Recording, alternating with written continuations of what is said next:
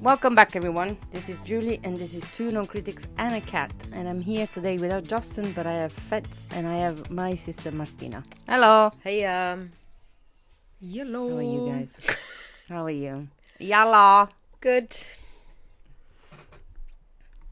What are we doing today? Alive. I'm alive. That's That good. should be enough, yeah. Yeah. What are we doing today, Marty? What are we doing? Messing around. We're messing no, around. We're having a chill episode today. Yes, we are. Yeah, after the Odyssey. Today we're talking about Spiderman, Brand New Day, which Julie watched. I am talking about Cape Fear, which is Apple TV Plus TV show with Javier Bardem, which I really, really loved. And then, Feds, what do you want to talk about? Is that Justin crying? Don't have much to talk about, to be honest, but I've watched TV shows mainly this time around. I have a massive rant against DisneyPlus and National Geographic, but Ah, yeah, that's you beside have the point, the documentary, the Pompeii one. let's call it documentary, but it's not a documentary Okay. because they got half of the things wrong. But sure, It's let's call it like a it's a documentary. fantasy. Yeah, it's a fantasy. Okay, fine. So yeah, we Sorry, talk Justin about was crying outside the door. these three main topics. Yeah. But anyway, before we start, just a couple of news. This is apparently the biggest box office weekend in cinema history. So obviously we need to start with that. Spider-Man Brand New Day made $936 million in a weekend, while the Odyssey made $911 million in 2 weeks. So they're both gonna pass the $1 billion for sure. I think it's been a big year actually for box office, for cinema. Because Toy Story 5, I think The Devil Wears Prada maybe. There were a few films that passed the $1 billion this year, so it's very interesting. The budget for Spider-Man was 225 million, so definitely made that. The Odyssey was 250, so they also made that. How is it possible then that the actor that plays Agamemnon is the highest grossing pay actor if there's Tom Holland in there as well? Because something came out from Variety today that said Safdie was the highest paid grossing actor in 2026 because of the Odyssey and the other project that he's done. Interesting. Maybe it's because he's doing more projects than Tom Holland, and Tom Holland. No, but is also cute. he's also a director, so maybe he's paid more. I don't know. I don't know. Interesting stuff. Yeah. Alrighty. So There's a guest in front of you guys. yes, that nobody can see because this is a podcast. Nobody Julie. can see. But Justin is here. Yes, Justin is in the house. Justin Anyway, is let's playing with the water. let's start. I would Can I say. something? Okay. No. Let's start, I would say. So, do we want to start, or is there anything you watched this week that you I think? mean, one thing that might be worth mentioning, Yeah, go since it's like a hero of movies, and this is gonna be a weird one. Mm-hmm. If I don't know, most of the people that live on social media might know this because everybody talked about it. There's a new movie coming out in October. Mm-hmm. With an interesting cast of really great people like Olivia Colman, Alexander Skarsgård, Ed Sinclair, Ah, yeah. and I it's saw called that. Weaker. Yeah. Yep. And yeah, let's say that people have been having reactions to this one. It's labeled as romantic fantasy comedy, where you have this woman that I think is ostracized by society. She's selfish, so she's not seen really well. And she asked Peter Dinklage's character, because there's also Peter Dinklage, to make her a man, a husband. And the husband that comes out of this magic trickster, it's literally a man made out of a wicker man, like Pinocchio? no, I wish he was there. It's like, the chairs where people sit down, like the one that had little holes. That's the material. Wicker basket. Yeah, wicker basket. Yeah. Exactly that. And of course, yeah, exactly. So it's sort of like Pinocchio, but not the same kind of wood. But there's still wood involved. And everybody's just flying off the handle with comments about it, because even apparently the UK got a rauchier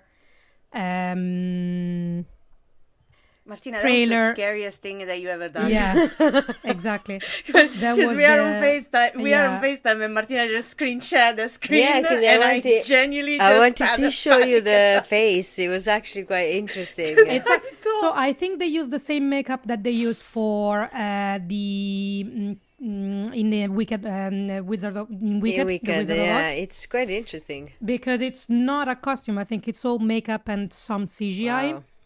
So it's quite realistic. And so the UK got not the PG-13 trailer, but the US did. So the US was kind of outraged about it. So yeah, it's an interesting one, I want to say. US, ask yourself why you got that. Yeah. Instead of being enraged about it. Yeah, so that's the only tidbit of information. It's coming out in October. I wonder if they're going to present it at the London Film Festival. Talking about wood. Yeah. Good. I did watch also as well this week. I watched a ton of movies for some reason. And I watched Pinocchio Unstrung. Because you may know Pinocchio Unstrung. If you don't know, is that a horror movie? Yes. Once a character goes basically free of rights for like 100 years. Yeah, they can do whatever they want with it. They can do whatever they want. So when Winnie the Pooh thing happened, Justin, I swear to God, when the Winnie the Pooh thing happened, it was literally a horror movie. I don't know why they always make horror movies, but they made the horror movies. It was ridiculous. And guess what? Pinocchio Unstrung came out, and it's also ridiculous. So just so you know, I think my score was like 2 out of 5. And it was it's genuinely ridiculous. It's more like funny and splatter than anything else. It's made like awfully. So I did watch that as well. Sometimes I wonder how this guy... It was basically a mix in between scary movie and... Sometimes I wonder how these movies find a venue and a budget. And then some really good movies, even with great actors, really struggle to find a producer some money to do it, It's so weird. If you see it, like if you see Pinocchio, if you actually see the kid, it was a puppet. Like they genuinely wasted money to do that. No, that's what I'm saying. They genuinely wasted money to do that, and it's crazy to me. But yeah, it was horrible. Anyway, it was genuinely horrible. Yesterday for some reason I watched for the first time in my life American Psycho. Oh, which is crazy. Oh my God, which is crazy. It's mad. Yeah, it was. I genuinely for the first 25 minutes I was like, I am so enraged with this character, and I just want to turn off the movie. No, but then I realized that Christian Bale was he's a god doing his job. Honestly, it was wow, fantastic. It's so good. He's so good. It was fantastic, So but good.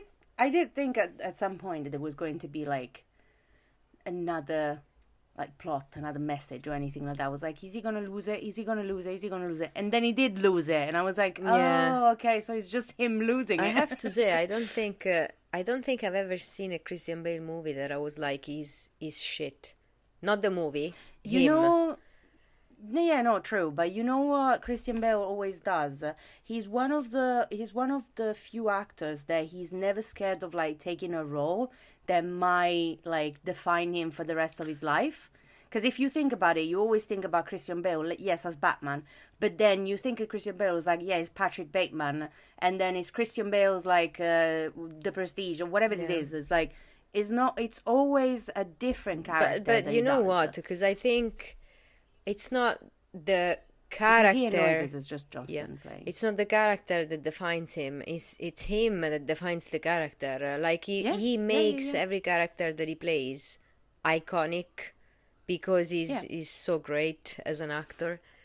I think there was an interview thank you, Justin, when when Batman came out, the new one with Robert Pattinson, and they went to ask him during a red carpet. They were like, "Do you have anything to say to Robert Pattinson?" And he literally just looked at the camera and said, "I'm sure he's gonna make another Batman that we'll never see."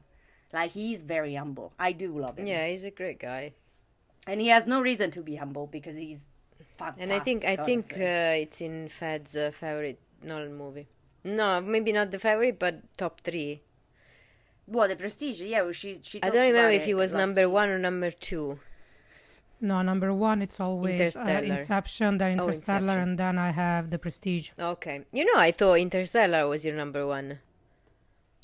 No, it's Inception. Oh, interesting. Because I like the weirdness of the dream within the dream within the dream and the creation of the universe. Yeah. I like the aesthetic of it. Yeah, Inception. And I really like thought the about story. it the other day. I thought about it the other day because I was on my Letterboxd account and I saw that 3 out of 4 movies that are my favorite of all time are Christopher Nolan's movies. Yeah, same. And one is Howl's Moving Castle. I watched Interstellar again with Marco. Actually, I finished 5 minutes before we started the podcast. And the only thing... Why are you not crying? Exactly. The only thing I can say is I do not understand how people at the time and the critics said that this movie was unemotional. I cry all of my tears. Honestly, if people don't find Interstellar emotional, I feel like they have some emotional issue, you know what I mean? You're missing I cry so many times, especially the last bit when they are talking to each other and he says to her, "How did you know?" And she says, "Because my dad promised me." I was on the floor. I was like, don't even start. Dad. Anyway. Yes. I watched a lot of things, honestly, this weekend. There's also... I mainly watched TV shows, to be honest. You did? Because last week I finished Beef. Oh. I not liking the season. So the first one, I think it was top tier. This one I started it, but I'm not invested. Unfortunately so, because I love Carey Mulligan, I love Oscar Isaac. What episode are you on? I think the first. Pass it. I get it. I was about to close it until the third one, I think. I'm at the stage where the boyfriend goes back to her to tell her what they saw or something like that. Yeah. No, there is I think you're gonna like how it ends, like towards the end. Mm-hmm. It's not that bad. Like, I get it. Second, third episode, I was probably gonna drop it, and then everything else happened. Yeah, but see, also, that's the thing. I don't wanna. Like, why do I have to invest my time to? I know, and you're absolutely right on that. If it doesn't, if it's like a diesel machine and it doesn't start up immediately, what am I even doing? Yeah, actually, of course. Talking about that, I'm watching Silo, the third season of Silo. I still haven't watched The Boys. Oh my god. Like, the first season was great. The second season, I thought it was boring as hell up until the last episode, which was great. And then this season, same. The first 3 episodes were like, I was about to die. Like, it was super boring. Now it's starting to pick up. What I don't understand is, if you don't have content to fill up 6 episodes, 8 episodes, whatever, just do less. Don't do the first 3 episodes that are like bad or boring, you know. If you don't have anything to say, just start with the 4th, you know what I mean? I don't understand why they drag it. I was I absolutely agree. I was thinking about something else. We were supposed to record this episode yesterday, but I went out with my cousin and he was trying to catch me unprepared on horror movies, and it was hilarious. Yeah, no. Because he genuinely said a couple of titles that no one would have seen, and I was like, yep, seen that. He was like, what? Yeah. Anyway, shall we start this episode? Yeah. So, we're first of all, we're talking about Spiderman. So, obviously, Julie is the only one who saw it. We haven't watched it. So, what did you think, Julie? So I always like to start with my reviews on Letterboxd. God forsaken the day that somebody told me to do my Letterboxd account, because honestly, my review was 3 out of 5. Mm-hmm. It's not bad. It's not good, but my comment was Thunderbolts did the same thing a year ago, but you all are not ready to lose the hype for Spider-Man, Everyone trashed Thunderbolts. which is ridiculous. I thought it was great, Because actually. now you're watching the same exact movie that is doing exactly the same thing, but it's just because it's a Spider-Man movie, everyone is like super excited about it. Is it focused That's same what pisses me on off. mental health? I Which thought sort of gathered. I thought that this movie was completely useless to be in the Spider-Man trilogy. First of all. Second of all, there is 2 villains. The first one is Scorpio. By the way, I'm not gonna even try not to spoil it, because there is something incredible that I really want to say, so I will spoil it. So please, don't listen to this if you don't want Spoiler spoilers. alert. Spoiler alert! But yes, there was 2 villains. The first one was Scorpion, which was shown for about 23 seconds of movie. Wow. And he was showed into a fast forward kind of like, scenes. It was going like, it was generally all together. Basically, the movie opens with this fast forwarding of scenes where he becomes Spider-Man, the neighborhood friendly neighborhood, whatever fucking name. I hate Spider-Man. Honestly, I'm so sorry. I hate Spider-Man. I love Tom Holland, and like genuinely, I think the last Spider-Man that came out was the best one, and they should have stopped there. Plus, they never mixed it with Venom from Tom Hardy, and I'm still salty about that, because Venom is insane and Tom Hardy is insane in that movie, and we could have had a great movie, but they didn't mix it. Anyway, the villain are 2. One is Scorpio, and the second one is someone that you don't expect. And to be fair, is the only time that this movie left me speechless, because I understood what they're trying to do with the universes. And the problem is that I was talking to somebody else and they didn't even realize who it was. So there is Suspense. Sadie Sink. Suspense is the character is Sadie Sink. Oh, yeah. Sadie plays a redhead character. Which everybody thought it was going to be Mary Jane for some reason. Exactly. Yeah. So they thought that she was going to be Mary Jane in another universe or something like that. She's not. So the name of Sadie Sink's character is Jean Grey. Ah, yeah, she's Jean Grey. Yes. Federica was confused. See, this is what happened when they get the rights back from the X-Men, because they were Sony's, and now they're back to being Disney, Jean and now Grey. they're gonna do the X-Men again, and oh my god. Now, this now is I'm never gonna be end. honest. I'm gonna be honest. It's complicated because she's a child, and we're going to see Doomsday with Magneto and Dr. Xavier that are literally almost dust. So it's a bit complicated. I'm sorry, it's true. So it's a bit complicated as a timeline. But again, the Doomsday timeline is going to be completely different, but fine. I mean, I think But they I'm- open a whole can of worms with the multiverse from Doctor Strange, so they can do literally whatever they want. Yeah. So Yeah. The second one from Doctor Strange was one of my least favorite movies from Can I trash IMDb learning. for a second? I mean, IMDb. if you want to. yeah, go for it. So, like, Spider-Man: A Brand New Day has better reviews has better ratings than Oppenheimer, Interstellar, and Space Odyssey, and you know what I mean? Like, how That's people what I'm are so saying. stupid, I don't understand. That's what I'm saying. It's just the hype behind the character, and it will never end. And I'm so tired of the Spider-Man movies. It's ridiculous. Everybody's under Disney's payroll, man. I mean, in fairness, Everybody's Avengers under Endgame also has better ratings than Space Odyssey and The Avengers Gladiator Endgame was cool as hell.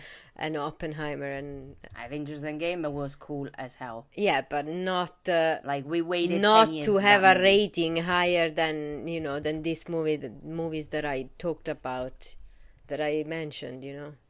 Come on. Anyway, So that's the only time that the movie actually made me turn around and be like, I'm sorry, what? Because I did not realize when they started saying, oh, she's a psychic, but she was too young, so I didn't understand that it was her. So God forsaken what they're going to do with this universe. So I'm very excited for that. Yelena is back, which I'm very excited, which is what I'm saying. I'm comparing it a little bit to Thunderbolts, because Yelena is basically collecting people, like collecting depressed Pokemons, basically, like someone said on Letterboxd. Is it like Ilya Rozanov collecting all of the no, queer literally all team of members the to play in queer the same people hockey in, team? literally, it's the same exact thing. She's like collecting depressed people like Pokemons. It's crazy. It's very funny. That Spider-Man is always a very funny movie. But at some point, when people define the third act, which is not long enough to be a complete act, but anyway, it's divided in a horrible way as well, the movie. It's like everything happens in the first hour and hour and a half, and then everything else is like completely plain. So that was supposed to be the third act, apparently. And people said, oh, I cried my whole eyes between all the third act. And I was so confused because I was like, why are you crying? Why are you crying, bro? Why you cry? No, but Jenny, I was so confused because I was like we saw what happened in the last movie. Like, we knew that it was going to be hard as hell for Pizza to actually come back from that. And, like, he's just trying to be Spider-Man because he wants to be Spider-Man. And it's just like he's deciding to be Spider-Man. I get it. I mean, he sacrificed his whole life to stay Spider-Man by making everybody else forget about him. Yeah, that's true. You know that I actually forgot about it. I completely forgot he did that in the last movie. So did I. That's how long these movies stay with us. No, but there was definitely the cool villain. There was Jean, and it was cool how they did the transition in between, like, because she's a psychic, of course, so she's going to be going inside the minds of people and acting as these people. So at some point she starts acting as Zendaya, she starts acting like other people, and like you can never tell which one is which. So that was cool. But there was nothing that made me think, oh yeah, this is an insane good movie. There was nothing that made me like be happy of wasting money to go see this movie. Was it like a fruit salad of stuff, basically? It was completely useless. It wasn't even a fruit salad of stuff because it was exactly Spider-Man. It was Spider-Man's villains. It was Spider-Man's storyline. It was New York. It was the city. And it was completely fine, but it was just useless. The narration was completely useless. There was nothing then that they added to the last movie that they did. That's my problem. They gave me nothing into this movie. And as long as as much as I love Tom Holland playing Spider-Man, and as much as I love like the entire universe of these kids specifically, because I do love the actors that play in these movies, it doesn't add anything else. It was just a money grab at this point. It was just to let you know that Spider-Man was in pain. Somebody on Letterboxd literally said, if you think you're having a bad day, just know that Peter Parker is having the worst one. You're like, that's literally what it is. That's literally what it is. That is what it is. It's just like, he's just having a horrible day. I'm probably going to have an unpopular opinion, but of all the Spider-Mans, for me, this new one is the worst Spider-Man of them all. This is my own personal opinion. Not because of the acting, but mainly because of the story. My favorite one, story-wise as well, would always remain Andrew Garfield. Yeah. I was going to say my favorite one is Andrew Garfield. Tobey Maguire, but Tobey Maguire just because it was the first superhero movie that came out, so it was a little bit like... It didn't have the looks of Spider-Man, but it definitely had the attitude, how goofy and a little bit of a... not super into his own skin.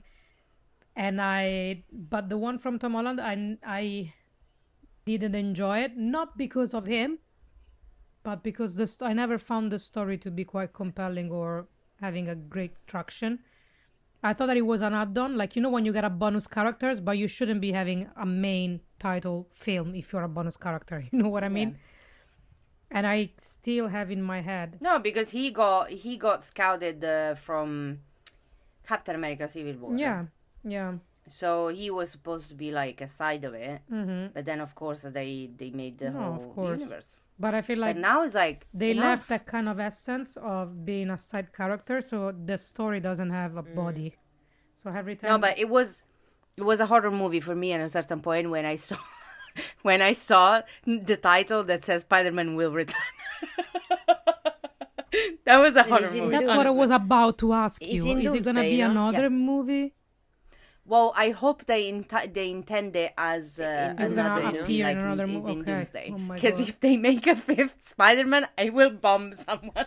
To be honest, Spider-Man, nobody wants you home, man. Go. With all the money that he made, it feels Spider-Man, to me, are we home yet? Yeah, it feels to me very unlikely that they're not doing another one. But there's no need. There's no need. But they made $936 million in one weekend. Obviously, they'll do another one. It's Disney. It's Marvel. You they know, will find. But they can make. They can make another movie on. Like with everybody else. I'm excited for Doomsday. Like I'm excited to see everybody else. Honestly, for me, the Marvel era is finished with Endgame. Like I couldn't care less about anything else they do. To be honest, right now, I have a little bit of fatigue. Yeah, me too. But just because I feel not sorry. That's a bad word. I feel like concerned. Let's say that. I feel concerned for those actors that have been in these contracts for years, and they thought they got out. And now they're all back. At this point, we all saw the trailer. Yeah. I saw the panels when they were announcing everybody and everybody was coming back. I was like, what the heck? No, literally. Happening? Even Loki is coming. Like, even Loki and Chris Evans are back. And it's ridiculous because, like, they were dead. It makes sense. It makes sense with the TV shows, especially Loki. It makes sense. It makes sense because they made it in a way that everything made sense. They made it in a way that there exists. There is the multiverse, and therefore, if you go into a different timeline, you can develop whatever story you want. You know. It's not that easy because once you go into another timeline, you destroy another one, which is what they try to show in Spider-Man. It doesn't. The previous one. They can develop whatever they want. Like you and me, you and I are sisters. The other timeline is if I was born to Fed's parents, I was Federica's sister. You know what I mean? Let's do a movie about that. Like they can literally do anything and make everyone come back for whatever.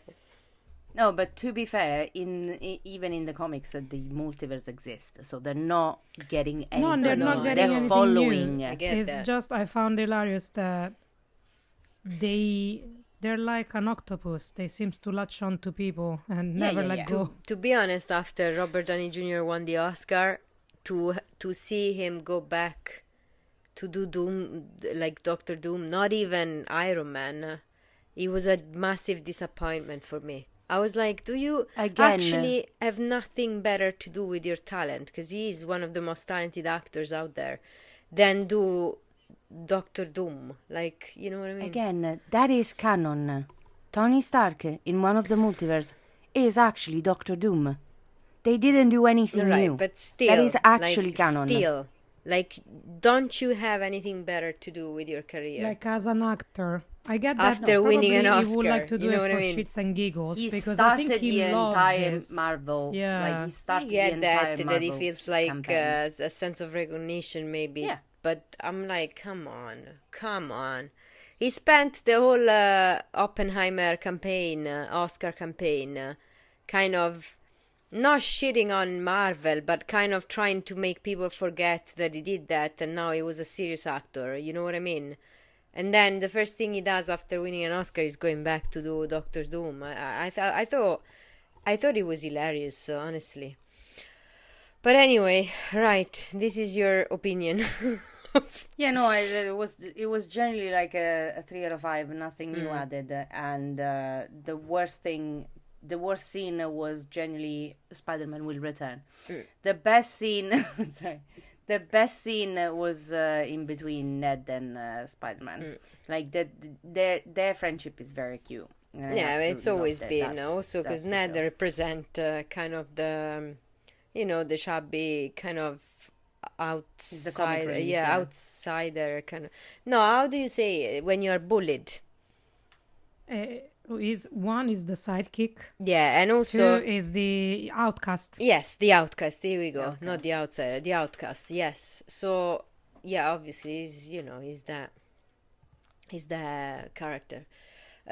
Justin, would you take your fat ass out of the door? So I can- All right. Anyway, let's go ahead. For me, I watched Cape Fear, the TV show on Apple TV, which I really liked, like without kind of any. No fanfare. No, exactly. no- Like I really liked it. So there was a movie from Scorsese. you need to stop making me start TV shows on it. Yeah.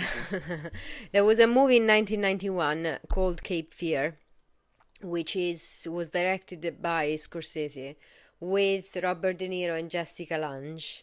And basically, this guy is a convicted rapist, and basically through a loophole he goes out and he goes after the Something for the whole family. offender and his family.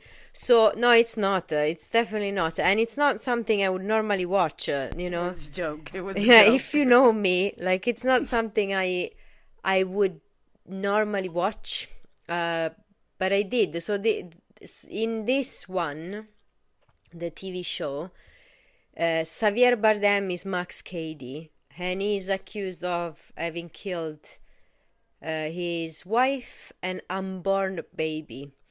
And basically, through a loophole, he comes out of prison and he goes after his lawyer and prosecutor, which they had a love story during the trial and they ended up together.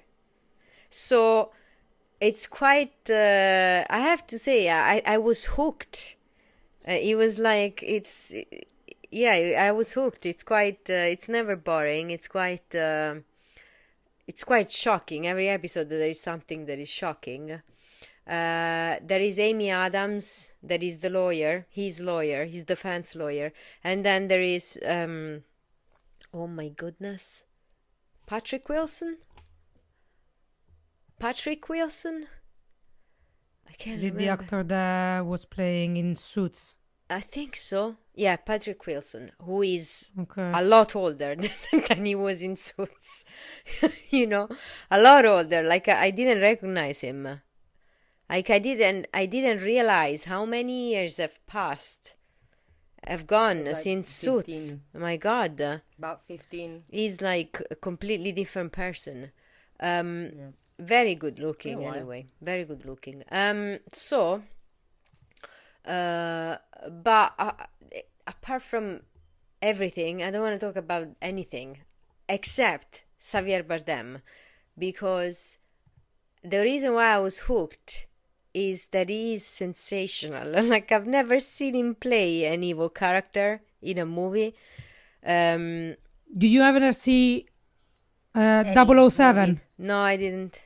I should say. No, but she's never, genuinely, have you never seen 007? Have you never seen Pirates of the Caribbean? Pirates And of you've the never seen Caribbean, I the- did, but I not think this that kind The of brother's evil. story on Netflix. I don't Which remember one? the Menendez brother. No, The Menendez brother, he's the father. no, I haven't seen He's it. always playing a villain. No, I haven't seen him playing a villain. I didn't say that he didn't play a villain. I didn't see play a He villain. was in Skyfall, and he was Raul Silva, Oh, I need who to had see. basically, my God, I he didn't was see the- Skyfall. I have to be Oh honest. my God, the best Like villain two ever. of the best villains in the world that I've ever seen. It's him and Mads Mikkelsen. He's great.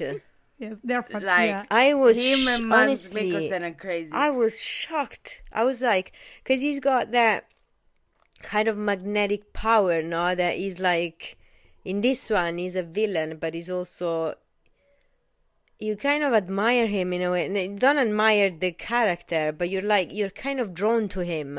I don't know how to, he's super magnetic, Yeah. I loved the whole thing, even just to see him play this character. And I just, I honestly loved it because it was, it was quite entertaining, I have to say. So I would recommend. It's definitely not for kids, and it starts with a very, very violent scene.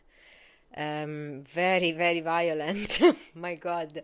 Actually, I don't know why I went ahead watching it when that was the first scene. But, yeah. I mean, I'm pretty sure that all of his movies are pretty violent, honestly. This one If is... you've never seen the Menendez brothers, so you probably... Yeah, No, even yeah. in Skyfall, it's pretty hardcore. Yeah, he's brutal. I think he does a really well job. But the thing that he does, which is amazing, and I find that's the characteristic that sets him apart, is that all of his evil character, they do real messed up stuff, but he's so calm about it. Yeah, He's like he's doing my something God. so outrageous, and then you're like, hold on a second, why is he acting so normal? He's just basically rip somebody apart in two, and it's fine. Yeah, which is why for the first few episodes, I have to be honest, I wasn't sure that it was him, even though it's obviously clear that it's him that is going after them. But I wasn't sure because I was like, he's so calm, he's playing the friend, you know what I mean? He's playing friendly, and I was like, he's evil. He's actually evil. Wow, he's manipulating everybody. I'm like, whoa. So anyway, I loved it. So so it's definitely a must-watch then. I think so. I think it's very entertaining. Feds, up to you now. So you watched the documentary. We're gonna go back to the Marvel universe because I think Tom Hiddleston did this, presented, I don't know, carry forward this kind of like documentary, which wasn't a documentary, but he used the idea of his character Loki going back in time. So there's all this gimmicky about rewinding time and whatever not. And it's pretty self-serving in the sense they want to try and give a different reading to the Pompeii and Herculaneum disaster, which happened ages and ages ago. If you don't know, two cities completely destroyed after a volcano exploded. And they were so well preserved that once the excavation for the archaeological site started, they could actually rebuild the whole town to see how it actually was. And it gives a lot of insight on the societal structure of a Roman city and what meant to be rich, what meant to be poor. And there were actually body found completely, literally molded in the last body movement that they were doing to trying to escape. There's a lot that has been said about Pompeii and Herculaneum. Everybody knows the story, although there's been some details that are not quite always correct. This one though, I was like, okay, cool. They've just been recent excavation that have shown actually a good timeline, and there's been several documentaries about it, especially since Herculanus, they made so many new discoveries. And chances wanted me that last year I did went to see Herculaneum, and I had guide tour with one of the archaeologists that was involved in the excavations, and she wrote a book about it. So she gave us a lot of details about what happened. She had said that for the past 4 years before the actual eruption, there have been earthquakes, so Herculaneum was starting to be like a little bit abandoned because it was basically a residence for rich people, so like a summer residence for Romans. And once they started having all these earthquake and all the structure like have been damaged, some of the rich people were like, you know what, this is my second house, don't need to stay here, this feels like a little bit too much. And especially the year before, there had been like 2 really massive earthquakes, so people are started to already evacuating the town because they're like, we don't like this. And there was only, I think, the city had the capacity of like 5,000 people. Which was not bad for the time, no? No, it was a huge sea. Yeah, Both exactly. Pompeii and It's Herculaneum good. were really huge. Yeah. But in Herculaneum, there were only 300 people that actually perished during the explosion. They died pretty fast. They died a gruesome death. They died trapped into the boat. How do you call them? Like the storage rooms for the boats, because they were trying to escape. And they were trying to escape because there was a naval army, one boat that was trying to rescue them, but the tides were so strong that they couldn't get to the shore. So everybody was by the shore on the beach trying to get saved. One safety boat gets to the shore, but it gets capsized. So they found the actual boat that was capsized, and it had bodies under, one body under, but nobody was saved. And all the 300 people that were left on the town, they basically died carbonized. And when I say carbonized, I mean that the temperature in Herculaneum, when the fourth phase of the explosion occurred, reached more than 400 degrees, because it was all the thermal gas going back to Earth after the massive explosion, and the temperature was so high that everything got carbonized, and that's why everything is so well preserved. In this documentary, if you want to call it that, Tom Hiddleston finds 3 people that he wants to follow, 2 from Herculaneum, no, 1 from Herculaneum and 2 from Pompeii, and he tries to follow them in their last hour. So the documentary is called Pompeii Out of Time, and he follows this child, a rich woman, and a Praetorian guard. The Praetorian guard was in Herculaneum. The thing that pissed me off the most was the fact that they got the story of Herculaneum completely wrong, because they made it sound like they managed to save some people from the shore, which never happened. They were never saved. They sent one boat. That didn't work, so they were like, it's pointless for us to send more because we're never going to make it. The tide is too strong. And there's evidence of that from Plinium the Young writing about it, because he was on the boat that was on the shore. And they had to basically abort any rescue mission because there was no time and there was no chance, because both the tide and the environment were not conducive of saving people. And in the TV show, they like put this kind of like, not TV, I'm calling it a TV show because it's not a documentary at the end of it. They make these heroic reconstructions on how this Praetorian guy ended up saving lives. No, he didn't. Bless his heart. They tried, but they all died a tragic death. And in Pompeii, I think they were trying to find...